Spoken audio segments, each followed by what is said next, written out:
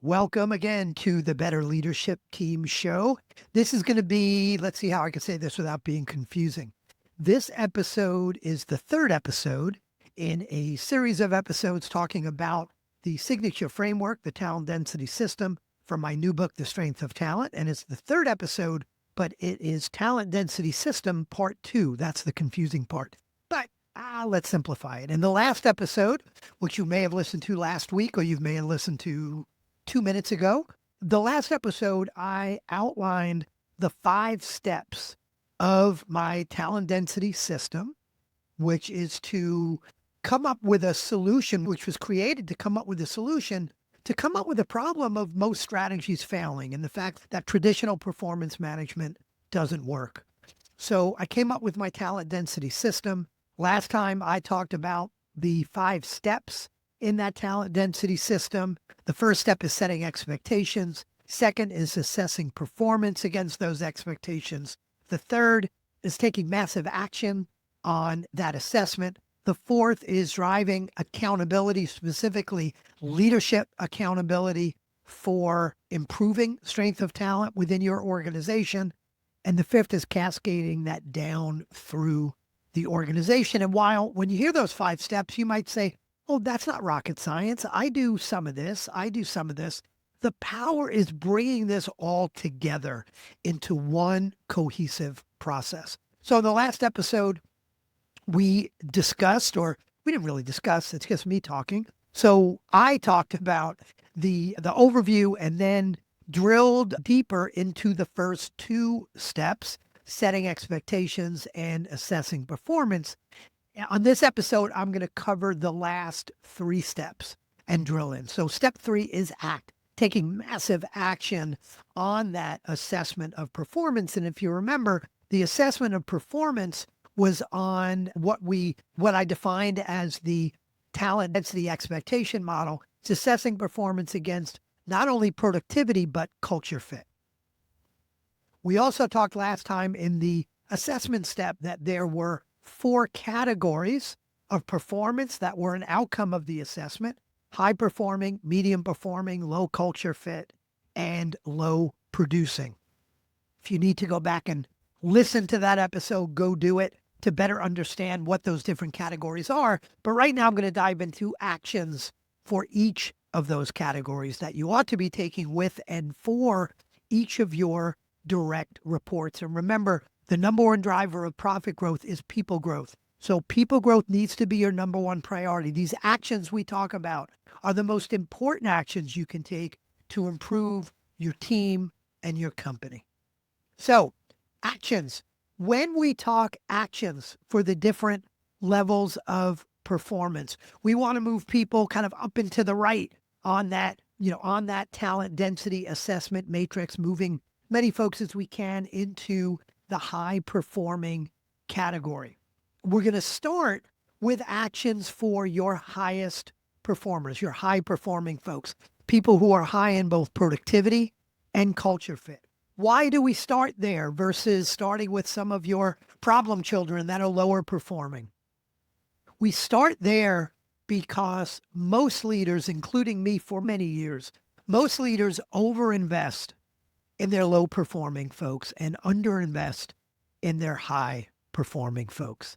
And that's a problem. When we invest a significant amount, the majority of our time, in our lower performing folks, and we're going to talk about actions for those folks. We're not ignoring them. But when we neglect our high performers and we focus most of our time on our low performing folks, what happens is, think about it and picture it as you're dragging a whole bunch of people and you're dragging them up to average. Typically, a low performing individual is not going to become a high performing individual. Does it happen? Of course it does. But for the most part, you're dragging them up to some acceptable level, dragging them up to average. And while you're spending all that time with your lowest performing team members and you are ignoring, to a large degree, your highest performing folks, you're not challenging them, coaching them, mentoring them, raising the bar, re-recruiting them. You're not doing a whole bunch of actions we're about to talk about. What happens is those folks get stale and their performance may dip a little bit. Or if they're not growing with you, they're going to grow with somebody else and they're gone from the organization. So the result of spending so much of your time with the low performing folks is we get better low performing folks and worse high performing folks. And if you picture that, you wind up somewhere in the middle with something I like to call polished mediocrity. And that's no fun, and it's death to your organization. So we're going to start with high performing actions. And this is a laundry list. I'm not suggesting you do all of these things. But when you think of your high performing folks, pick one or two or three that you're going to work on over the next 30, 60, or 90 days. So let's go. Actions for high performing folks. Number one, I have seen more superstars leave out of boredom than anything else. You need to challenge your highest performing folks. Challenge them to learn something new, do something new, be someone new. Challenge them with a difficult project. These people want to be challenged. They want to improve. So number one, challenge. Number two, related to that, increase their responsibility, especially if you feel like you are stretched too thin. What could you do to increase their responsibility? Now, is there such a thing as going too far with this and burning people out? Of course there is. So this stuff isn't black and white. But many high-performing individuals are looking, they're striving for more responsibility. So can you increase their responsibility? Next, invest in them. Invest time, invest money, coach them, mentor them, hire a coach for them, send them to training, send them to an industry event. These are the folks you're going to get the greatest return on investment from. Remember from the first video in this series, Why Great Strategies Fail, I talked about the 1=3 philosophy that says one superstar equals the productivity of 3 mediocre performers. If you could coach a superstar to improve or get better or at least retain them, that's the best return on investment you'll get. And imagine coaching a low performer to improve by 10% versus coaching a high-performing individual to improve by 10%. Where do you get a greater ROI? The 10% of the high-performing individual is much higher. So we want to invest in them. Next, we want to remove obstacles. If they're following a crappy process, fix the process if that's the obstacle. Or better yet, challenge them to fix the process. If you're micromanaging them, get the hell out of their way. Sometimes the biggest obstacle in the way of a high-performing team member is all the low-performing folks you got running around. So you got to deal with them as well. Next, promote them. Some of them might deserve a promotion. Reward them, monetary, non-monetary. Recognition. Recognition could be formal recognition. It could be at a monthly all-hands meeting. Hey, Mike, stand up. Let's all applaud Mike for the great job he did on blah, blah, blah. Or it could be a very heartfelt, private pat on the back. But recognize these folks. Let them know what a great job they're doing. Exposure is another one. And this is one most leaders miss.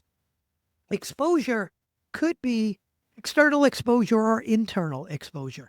External exposure is give them more industry exposure. Make sure they're getting to industry conferences. Maybe they ought to get on stage at an industry conference. Maybe they benefit and your clients would benefit by getting them more exposure to your clients or vendors or suppliers. And then there's internal exposure. Maybe this is someone who's not on your senior leadership team and you have a senior leadership team meeting every week. Maybe you go to that person and say, hey, every Tuesday from 10 to 11, I've got that time blocked off to go to the senior leadership team meeting. I want you to block it off next week because the work you did managing our new product development process is such a great example for everyone else to learn from. I'd love for you to come in the senior leadership team meeting and tell us more about what you did. You may not be excited about your weekly meeting because it's weekly, but that person is thrilled. Is telling everybody they know they get to go to the senior leadership team meeting and they get great exposure. And maybe that's the first step in them being on that senior leadership team one day. So exposure is important. Career planning. When is the last time you sat with one of your highest performing individuals and found out where they want to go in their career and how you can help them get there? Lastly, re-recruit them. Please don't wait for an exit interview to find out why one of your highest performing team members left. Have a stay interview now. Sit down with them. Let them know how important they are to the team. Ask them what they love about what they do and brainstorm with them about ways to do more of that. What frustrates them? Brainstorm with them how you could fix that. I've had leaders ask the scary question, what would it take for you to leave? Wow. If you have a good, open, honest relationship with these folks, and for your highest performing folks at least, I hope you do, you're going to get some really important, honest answers. If you ask someone and they come back and go, well, I'll be honest with you, I'm saving up for my first house. If someone gave me a 20% increase in pay for the same role, I think I might take it. Now, does that mean you give them a raise right away? Maybe not. But wouldn't you rather know that information so you can deal with it if you want before they leave? So re-recruit them. So those are a bunch of the great actions you can take with and for your highest performing team members. Let's go to the medium performing folks. And this is an interesting group. These are folks that are not performing quite high enough in culture fit and or productivity to be high performing, but they're not low enough to be in one of the two low performing categories, low producing or low culture fit. So what do? Well, we've got a few options here. Number one, of course, is work with them to improve in whatever area of productivity they're falling down on. If there are a couple of core values they're occasionally having some problems with, work with them on that, coach them, mentor them, whatever you need to do there. So of course you're going to work to try to coach them up. But if that's not working very well, and if they are someone who is very high in culture fit, but they're lacking in productivity, there's a wonderful option that will allow you to move them from medium performing to high performing literally as soon as you make the decision. And that's to change their role. Imagine you've got a salesperson who is just unbelievable at initiating new relationships, at building and maintaining those relationships. But they're not hitting their new revenue goal because they're just not great at closing the deal. They don't have that sales kind of killer instinct to close the deal. Well, what if you change their role to a role that, I don't know, call it business development, where they're focused more on initiating, building, maintaining relationships with great potential referral streams. But it's not their job to close the deal. If that was a valuable role within your organization, moving them into that role will probably move them from medium performing to high performing right away. Now, you don't always have that option available. Sometimes what a team member is strong in, where their natural strengths are, may not be something that's important to you as an organization. And if that's the case, we move to our third option. And our third option is a tough one for medium performing, but it might be that you coach them out of the organization. Now, here is where an interesting question comes up. People ask me, Mike, is our goal to have all of our team members up in the high performing category? And it's a nuanced answer. I absolutely think we ought to strive to get there. Why not? Do I ever think we actually get there? No, I don't think you have everybody sitting in high performing. And even if you do, you're going to challenge those folks and maybe raise the bar on their goals, and that may change things. But while our goal is not our actual target is not at some point that we're all high performing, and while we're striving to get there, there are two types of roles within an organization where I believe good enough is not good enough. Where if they are medium performing and don't have the potential to get to high performing in the next 3 to 6 months, I don't think they belong on the team. And here are the two types of roles. One is anyone on your senior leadership team. We can't afford mediocre performance on our senior leadership teams. I have very rarely found high-performing folks that work for medium-performing folks very long. They either go somewhere else where they can grow, or they become medium-performing themselves. The sheer impact of a senior leadership team member means if they are not a high-performing individual or don't have the ability to get there in the next 3 to 6 months, they don't belong on the team. So that's one type of role where we need high performing. The second type of role is any role that is a strategic differentiator for you as an organization. Something that differentiates you in the hearts and minds of your clients, something that is at the heart of your strategy. And I'll use Netflix as an example.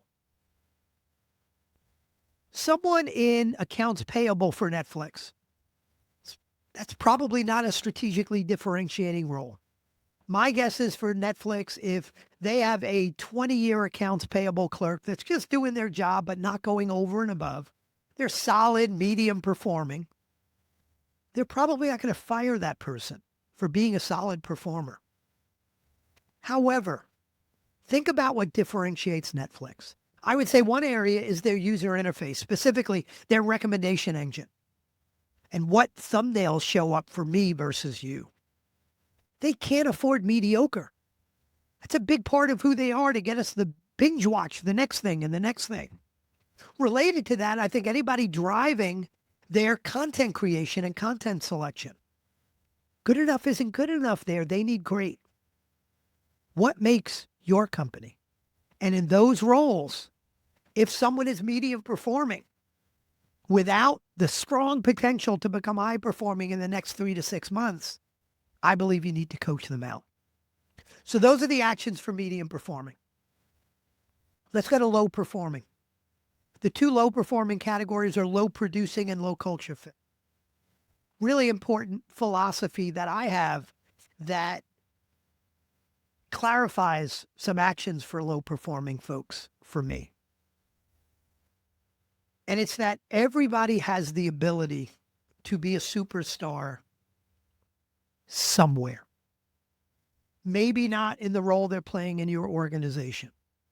Maybe not in your organization anywhere, but I believe everyone has talents where they could thrive somewhere. And I believe this not only as a leader, but as a father. See, my son has something called Asperger's syndrome.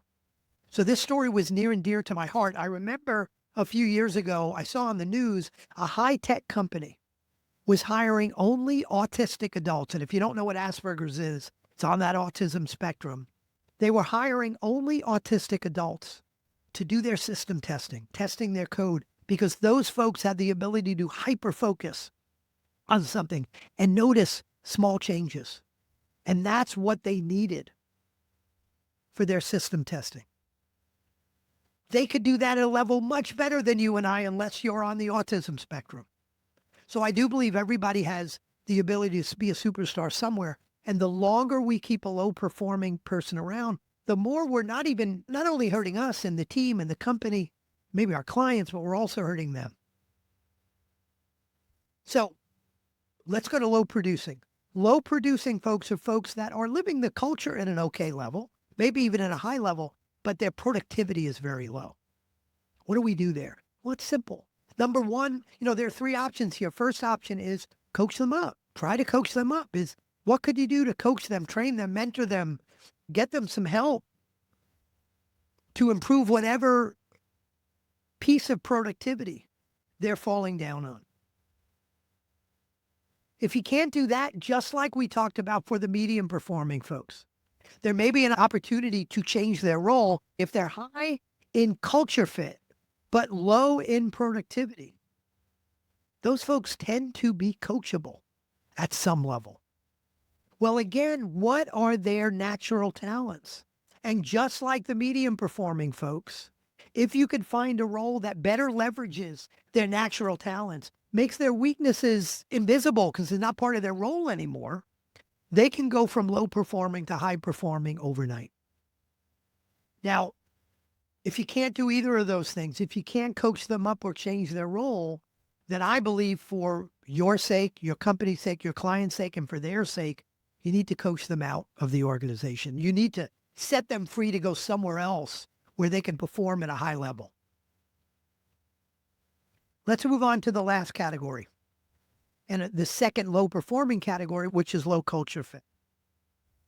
We need to go into low culture fit situations with our eyes wide open.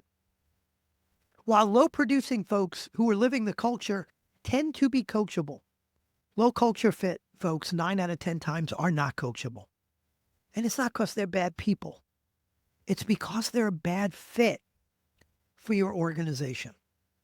Trying to coach someone to live your core values that is not already living your core values is like trying to coach someone to become someone they're not. Can they fake it for 90 days if you put them on a 90-day performance improvement plan? Most can. But then they go back to who they really are, which is not a bad person. Again, it's just a bad fit for your organization. So that being said, for low culture fit folks, we've got two options. They're human beings, and sometimes you can coach people up. Sometimes people are going through a difficult time. They had a death in the family, an illness, a divorce, something going on that's impacted their attitude and how they act at work. So you certainly want to try to coach them on whatever core values they're struggling with. But if you can't coach them up, you got to coach them out. And I believe for low producing folks and for low culture fit folks, the bar I like to set for my clients is you've got 90 days to make significant progress. And if you haven't, you need to coach them out. And if you've got someone that you're coaching quarter after quarter and they're still low performing, they're not the problem anymore. You're the problem. So there's a whole bunch of actions to take at different levels of performance. Let's talk a little bit about the next step in the talent density system process, which is driving accountability. And I want to talk about two tools in there I talk about in my book, The Strength of Talent. The first tool is called the Quarterly Talent Assessment Meeting, the QTAM. When you assess your direct reports on productivity and culture fit, the idea here is not you're assessing them in some dark room by yourself and then maybe sending those assessments into HR so they can process them. This is a team sport. The quarterly talent assessment meeting is a time where the senior leadership team, and eventually we'll cascade this down through the organization, but the senior leadership team gets together and shares their assessment of their direct reports so they can challenge each other. What do you mean she's she's high culture fit? I saw her cursing out the customer service team again on Tuesday. Isn't respect one of our core values? What do you mean your whole sales team is high producing? We haven't hit a sales target in 3 quarters. We need to challenge each other. Assessing folks together in the room, sharing those assessments, is the truth serum to this process. We need to challenge each other. Also in that quarterly talent assessment meeting, you're not only talking about the assessment, but you're discussing and debating the actions you're taking for your folks. High, medium, and low performance. Who are you coaching up? Who are you coaching out? You're holding each other accountable for moving your folks up and to the right. So that quarterly talent assessment meeting, which is typically a 60 to 90 minute meeting, I do it with my clients as one agenda item in a 1 or a 2 day quarterly planning session. But the QTAM, the quarterly talent assessment meeting, is a key part of that. And I have in my book kind of a step-by-step set of instructions on how to facilitate that QTAM. The second piece of accountability, the second thing that I believe is a real differentiator of this process from any of the others that I've seen, is the way we could measure performance and measure how we're doing with strength of talent. Now, here's what I mean. I said in the first video that the number one driver of profit growth is people growth. There's a problem with that statement. The problem is there's this cliche that says you can't manage what you don't measure. And it's a cliche because for the most part, it's true. The number one driver of profit growth is people growth. Do we measure profit growth? Of course we do. I just did a workshop with 15 CEOs. I could have gone around the table and said, how are you all doing with profit? And they all could have told me, maybe they would have need to look down at their phone first real quick, but they could have told me down to the 10th of a percent how they're doing compared to last year and how they're doing compared to plan. But if I ask how they're doing on people growth, I get answers like, pretty good. I think we're on the right track. Those aren't measures. We need a measure. We need a measure to help hold ourselves and others accountable. And that measure I call the talent density indicator. And this will make more sense when you read the book. Of course, I'm going to keep encouraging you to read the book because it's got a set of guidelines for how you're actually assessing folks. But once you do, the talent density indicator is a very simple calculation. It's the percent of your folks that are high performing minus the percent of your folks that are low performing, combination of low producing and low culture fit. You wind up with a number somewhere between negative 100 and positive 100. If all of your folks are high performing, your TDI is 100% high performing minus 0% low performing. That's positive 100%. If you've got all low performing, it's 0 high performing minus 100% low performing. That's negative 100%. If all your folks are medium performing, you got 0% high minus 0% low, you've got a TDI of 0. As you move folks up from medium to high, that number will go up. As you coach folks out of the organization that are low performing, that number will go up. The importance of that number is that it becomes a benchmark. There's no magic right number, but it becomes a benchmark. And the idea is to trend up on that benchmark, to take the actions we talked about. And this is a way to hold the team accountable. You can have a TDI for the team, a TDI for sales versus marketing, a TDI for the senior leadership team versus a TDI for middle management. We need a way to measure this, and the TDI is the way to do that. Last step. So remember, it was step 1, set expectations. Step 2, assess performance. Step 3, take action. Step 4, drive accountability. Step 5, the last step, is to cascade this down through the organization. This is not something you roll out to everyone all at once. People will tell stories about what's going on behind closed doors. People could either say, hey, do you know quarterly our leaders are getting together to figure out who they're going to fire? Oh my God. Or they could say, could you believe how cool our leadership team is? Do you know that our leaders get together every quarter, talk about us for the sole purpose of figuring out how they can better help us? We need to make sure the right story is being told. We need to make sure that people understand the power of this process and they're not protecting their people and assessing people high just to protect them. There is no such thing as a successful rollout of a mediocre process. My suggestion is do this top down. Start this with the senior leadership team first. Get it right for 2 or 3 quarters before you cascade it down to the organization. Get it right at the top before you cascade it to the bottom. And for now, that's all I'm going to say about the cascading process. So we've talked about the 5 steps of the talent density system. We have drilled into all 5. The questions I'd ask you to ponder based on this episode is, how could you better decide what actions are required to grow each of your team members? How can you better decide when you should be coaching up versus coaching out? How could you hold yourselves and peers on your team accountable for taking action to grow your people?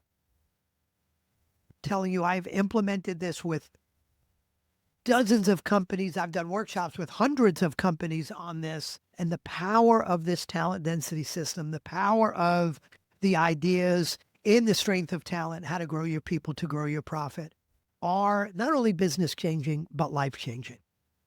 So I hope you buy the book. It's at strengthoftalent.com. If it's before October 15th when this launches, pre-order it. You get a bunch of goodies, over $400 worth of goodies. If it's after when you're listening to this, and I actually think this one comes out the week of launch, so those goodies may not still be available, but you can still go, of course, order the book, The Strength of Talent. I am so eager to get this out there to the world. And I always say, if you want a great company, you need a great leadership team. I hope this episode, these last few episodes, will help you get closer to that. I know the book will. Talk to you all soon.